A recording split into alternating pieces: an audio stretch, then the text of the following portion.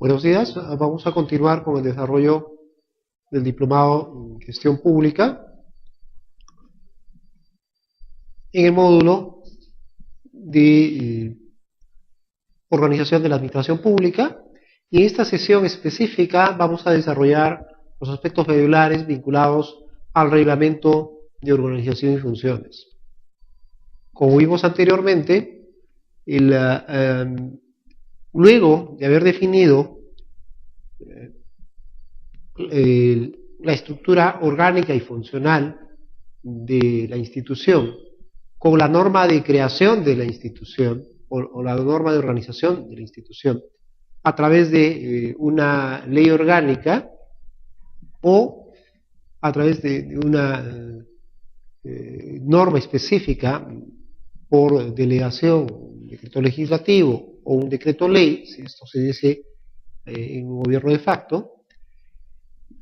Luego de esa primer nivel de definición de la estructura orgánica y funcional, pasaremos a una segunda instancia organizacional.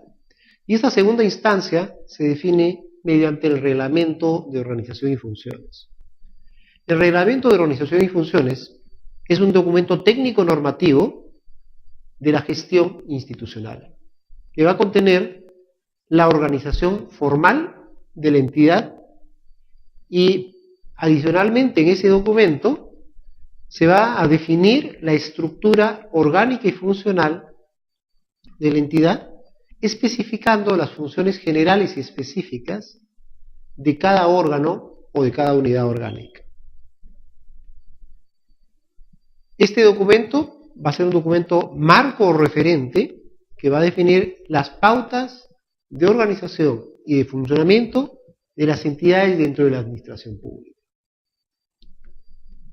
A diferencia del sector privado, en el sector público, el ROF sigue una formalidad para su confección y para su aprobación.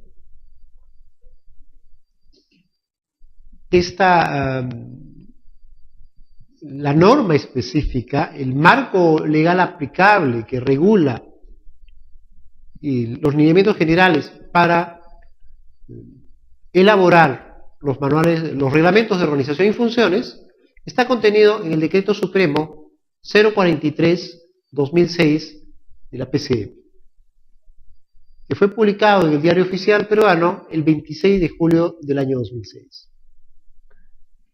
Esta norma aprueba los lineamientos para la elaboración y aprobación del reglamento de organización y funciones en todas las dependencias del Estado.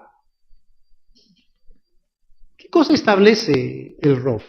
En primer lugar, va a definir la estructura orgánica de la entidad, es decir, cómo está estructurada la entidad. Esta estructuración corresponde principalmente a la identificación de los diversos tipos de órganos que forman parte de la entidad. Básicamente se identifican a los órganos de dirección, cuya principal función consiste en la toma de decisiones. También se identifican a los órganos de apoyo, que son órganos facilitadores de recursos y medios, los órganos de asesoría, cuya principal función es la de orientación y de recomendación, y también a los órganos de línea, que son los órganos que ejecutan las principales actividades vinculadas al giro principal de la entidad o de la institución. Adicionalmente, también se distinguen aquellos que cumplen la función de control, los órganos de control. Esta tipificación e identificación de los diversos tipos de órganos se establece en la estructura orgánica de la entidad. De igual manera, tenemos que las funciones generales y específicas de la entidad y de cada uno de sus órganos y unidades orgánicas está contenida en el reglamento de organización y funciones. También contiene el reglamento de organización y funciones las relaciones de coordinación y control entre los órganos, entre las unidades orgánicas y entre entidades cuando así lo corresponda.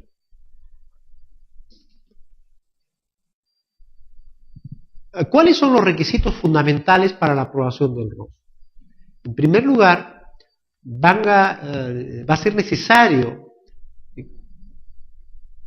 la emisión de un ROF en los siguientes casos. Primero, para la creación de una nueva entidad. Cuando la entidad es nueva, recién ha sido creada, por ejemplo, como el Ministerio de Desarrollo e Inclusión Social, que es un nuevo ministerio.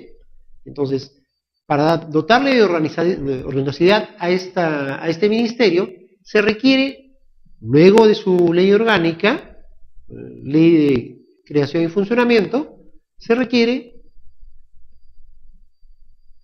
la aprobación de su reglamento de organización y funciones.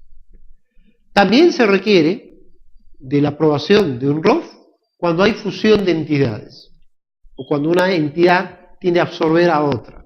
En ese caso, estamos hablando de la necesidad de la aprobación de un nuevo ROF, de un nuevo reglamento de organización y funciones. También va a ser necesario por efectos de la transferencia de funciones en el marco del proceso de descentralización. Muchas municipalidades han adquirido competencias en el campo educativo, y entonces será necesario que adecúen su ROF para incorporar esas nuevas funciones que han ido absorbiendo. Y lo propio harán los gobiernos regionales, que en algunos casos han visto la transferencia de funciones en materia de salud. También voy a necesitar de la aprobación de un ROF cuando exista un proceso de reorganización de la entidad que ha sido aprobado conforme a ley. Entonces hay un proceso de reorganización, reestructuración, y es necesario entonces para ello la aprobación de un nuevo ROF.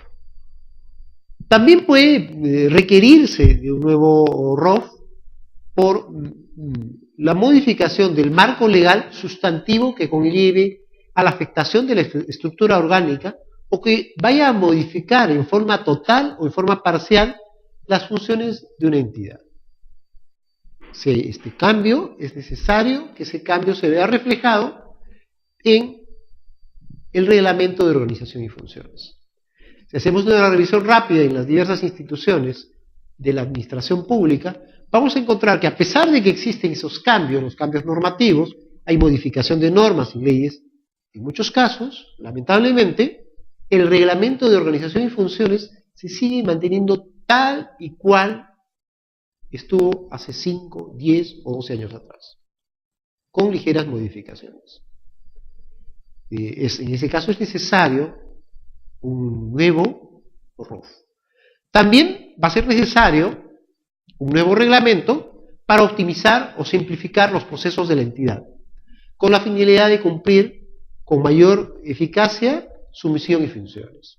Estos son los principales casos en los cuales es necesario la aprobación del manual de organización, del reglamento de organización y funciones de las entidades, para dotarle de mayor eficiencia y mayor eficacia a las instituciones.